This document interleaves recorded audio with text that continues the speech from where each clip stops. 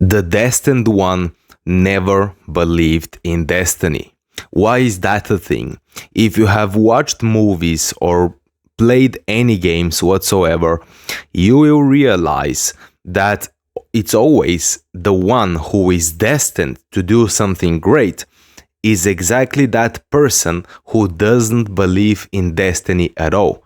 They completely believe that their entire life is in their own hands, but they are the destined one. So, how can that paradox exist? How can these two things coexist?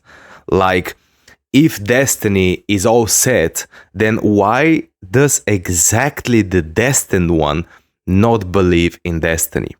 This is the idea, the concept that we will go through in this video.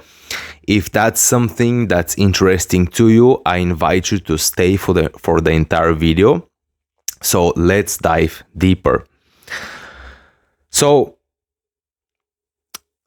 the problem here is that what if the destined one does believe in destiny? What if the one who is destined to do great things, the main character of the movie, and this is not about movies, it's about real life. It's about you, it's about me, it's about every single person. The problem here is if you know and you believe that destiny is all set and you are destined to do these things, whatever they may be. In movies, it's a little bit more dramatic, but in real life, there are still things that we are destined to do. But if we would believe that destiny is all set, and instead of getting our own life in our hands and using our free will to create the path that we want, if we would believe that destiny is all set, wouldn't that interfere with the free will choices that we will make? That's the issue here. And I've seen this in many, many movies. It's always that the main character does not believe in destiny, and he goes through his journey and he meets, let's say, a sage somewhere along the way, and the sage tells him or her, you are destined to do this thing. You are the destined one. You are the chosen one, so to say. Well, if that main character would say, okay, so it's destined to happen, so I don't have to worry about it. I can just do something. I can just keep moving on without making such a big thing out of my journey, without me trying to force myself to overcome the obstacles, because the obstacles are the things that the main character, the destined one, needs to overcome to fulfill the destiny. But if you would believe in destiny, wouldn't that make you weaker? Like when a challenge presents itself to you, then you may say, oh, it's destiny, so if I don't overcome it, then it's destined for me to not overcome it. Well, this is the tricky part here. This is where the issue lies in. It's, can you actually hold that contradiction? Can you actually remember the fact that destiny will always play out no matter what you do, but at the same time use your free will to steer your own path? That is a contradiction in itself. It's a very deep existential, philosophical, spiritual contradiction. And you see many teachers who preach free will while others preach destiny.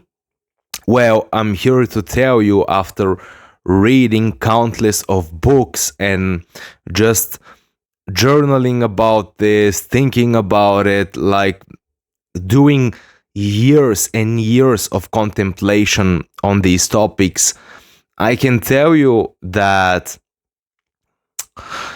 destiny definitely exists, and it will always play out. However, we need to be fully responsible for the things we do. We need to fully take our own path into our own hands and do the things we want to do. And we must act like that our entire life. Maybe at some later stages in your life, you may ease up a little and you're, let's say, 90% of the journey is over.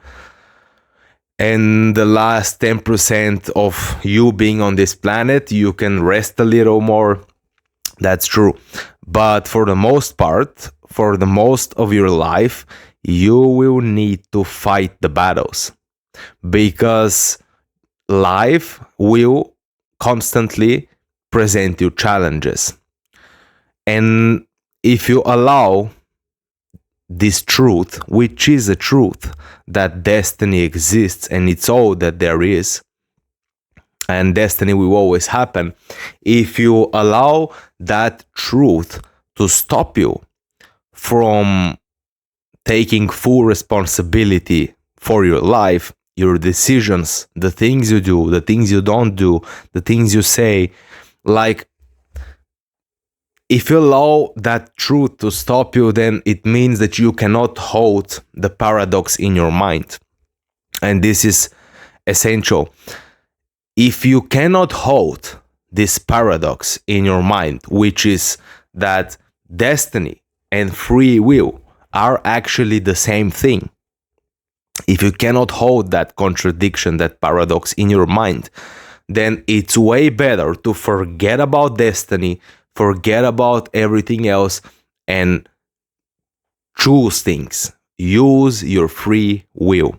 It's way better to act in that way, because this is how you are supposed to act. This is the game of life. You need to take full responsibility and do things that you feel called to do. Walk the path, overcome the challenges, overcome the obstacles, and just keep moving forward. But if you can hold that contradiction, that paradox in your mind, that destiny and your free will are actually the same exact thing, then you can use that ability to be able to hold contradiction in your mind to your own advantage. And I'll tell you how. Because you see, in life, you cannot conquer absolutely every single obstacle. There are obstacles that are meant to humble you. They're not meant for you to overcome them. We could call these limitations.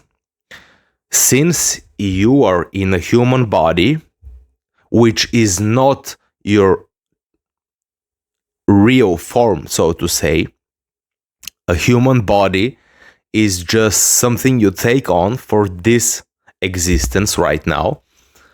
It's not what you are and who you are, but you use that body as a vehicle. Where was I going with that? So, yeah, I remembered. If you can hold that contradiction in your mind, that destiny and free will are the same thing, here is how you can use it to your own advantage. Because of the limitations that you have, and we all have some level of limitations, you can remember that if it was destined for you to overcome that limitation, you will overcome it.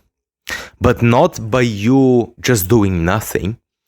It's by you taking the steering wheel of your life and doing your best to overcome it. What you realize is that some things you will overcome. Others, they will humble you and you will not overcome them. Because there are forces much greater than what we are. There is divine intelligence that runs everything, basically. You can call it God or the universe. It's not really God as we imagine it to be. It's more of a creative energy that sustains everything and makes everything move. And it's conscious. But if you can realize that there is only so much you can do in life, you have the ability to also have more inner peace, because overcoming things is one part of the equation. There is completely other side to that, which is acceptance. Can you accept the things that you cannot change? And sorry, do you have the wisdom to make the difference between this I can change and I should totally make effort to change it, and this I cannot change, so I need to accept it? How do you make that difference? There is a very wise prayer. I don't know who said it again, but it's like, God or universe, help me have the courage to change the things that I can change, and help me have the serenity to accept the things I cannot change, and help me have the wisdom to discern between the two. So how do we discern between what can I change and what I cannot change? Well, you try to change it all first. There is no other way. You need to try to change it first. And some obstacles, here's the tricky part. Some challenges and obstacles you may be able to overcome by continuous effort. Maybe not at the first try or the second try or the third try, but you keep trying, you keep trying, you keep trying, and you eventually overcome it. That happens. This is the experience that most people have. Like if you go into the self-improvement world and people there preach a lot about willpower, about taking full responsibility, being disciplined. These are completely necessary things that we must do in life. And then you go to the spiritual communities where they talk only about acceptance. Well, probably not only. If it's a high level community, they will actually acknowledge both sides, which is we need the discipline, we need the effort, but we also need the acceptance. So it's having the wisdom to make the difference and actually know what to do in each situation. And wisdom is something that there are two kinds of wisdoms I have found in life, which are, the first one is wisdom gained through life experience, which is what most people have an idea about what wisdom is. They say that you cannot have wisdom unless you're 80, let's say. But that's not true, because that's only the one wisdom of the two. The second wisdom is intuitive wisdom. It's the wisdom of your soul that already knows the entire path ahead of you and it can guide you, or the divine spark within, whatever you want to call it. It's the intuitive wisdom that you have. You need both. You need both. It depends on what situation you're in. In one situation, you need to use the wisdom you gain through life experiences. In other situations, you don't have the life experience, so you don't know what to do. So the best thing you can do here is to trust your own intuitive wisdom. A very good exercise I have found throughout the years is that if you have an idea about who you want to be as a person, let's say, or you have someone you can praise, let's say, a figure that you like in history, or something who is still in this world, someone to look up to, so to say. If you have someone like that and you admire their wisdom, you can always ask yourself and tune in into their wisdom, because we are all connected. You have the ability to connect to the wisdom of other people because everything is interconnected. So you ask yourself, how would that person react in this situation? What would he or she do? What would he or she say? How will they respond to that situation? Will they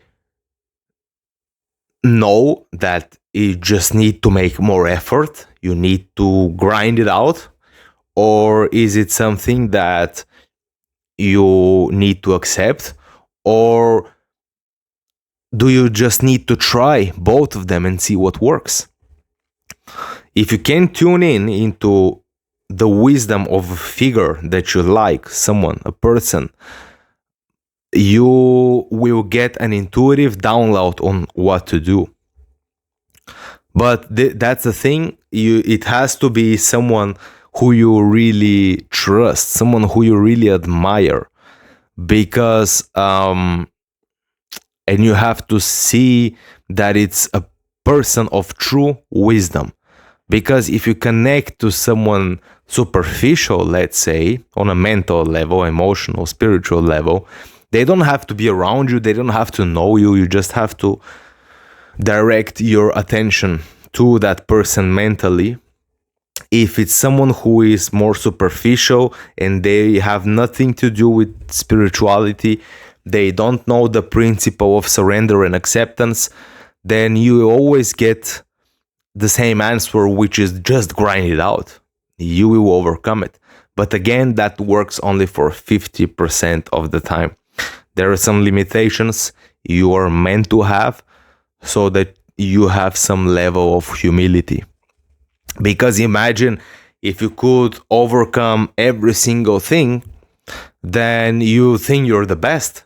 You will think that you're the greatest person in this world, and your ego will get extremely big. That's why life has made it in such a way that you have some level of limitations that you never overcome in this life. But here is the thing, you keep trying. If you cannot overcome it completely, then find a way to manage it. That's the thing. You need to find a way to manage these limitations.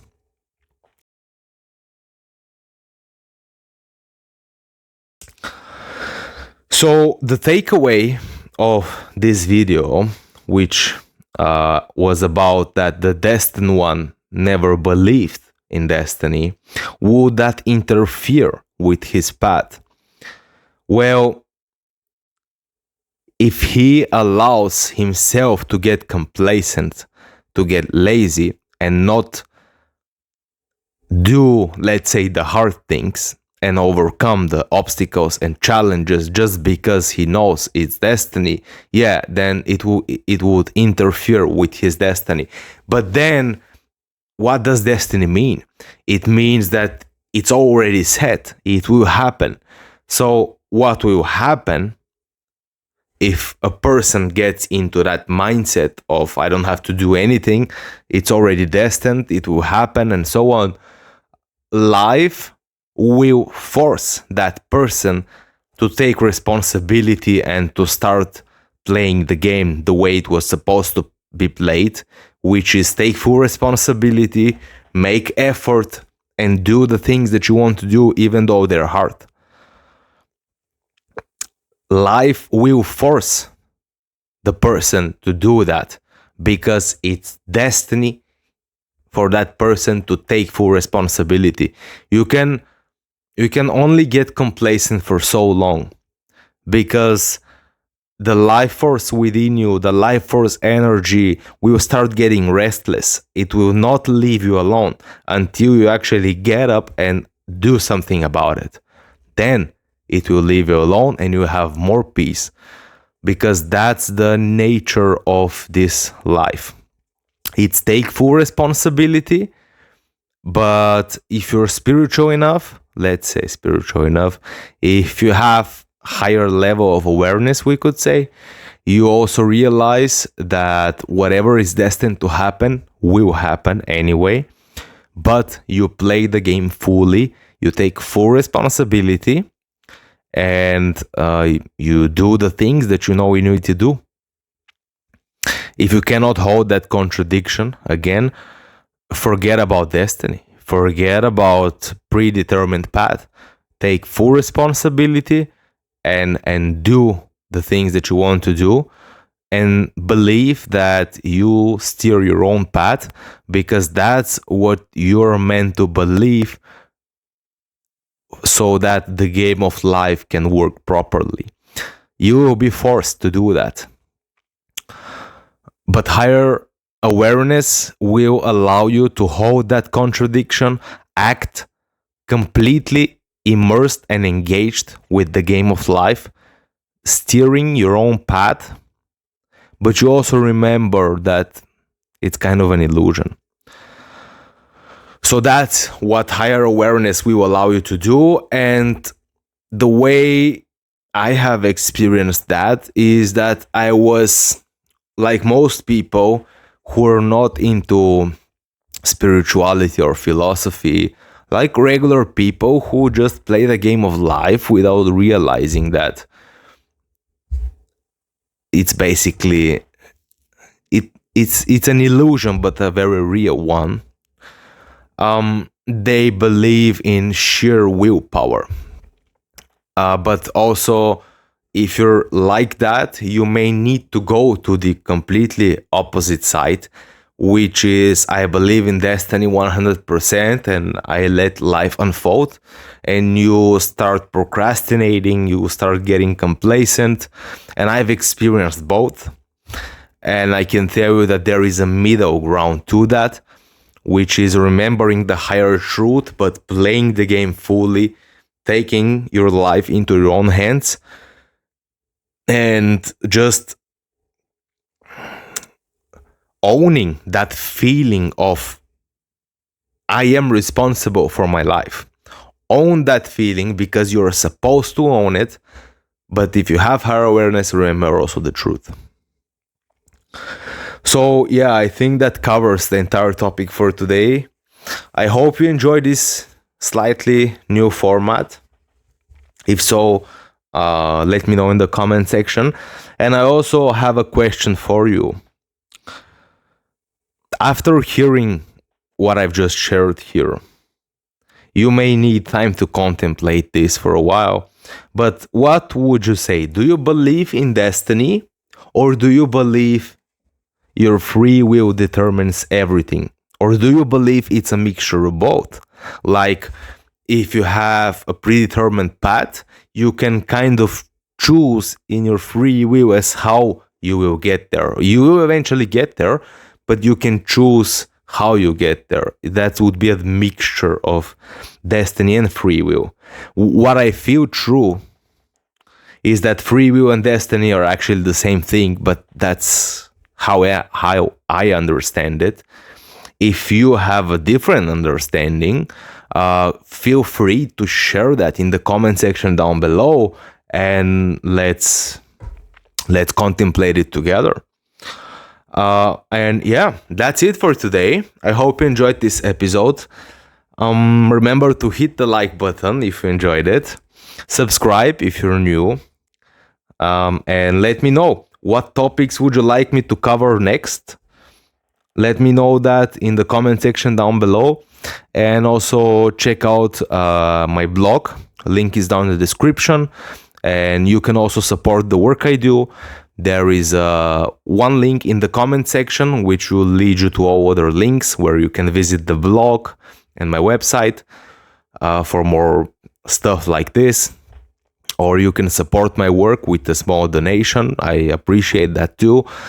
Again, it's one link. It's all in the description box or at the first pinned comment in the comments down below. So yeah, that's it for today. Thank you for being here. And I will see you in the next episode. Have a wonderful day. Bye-bye.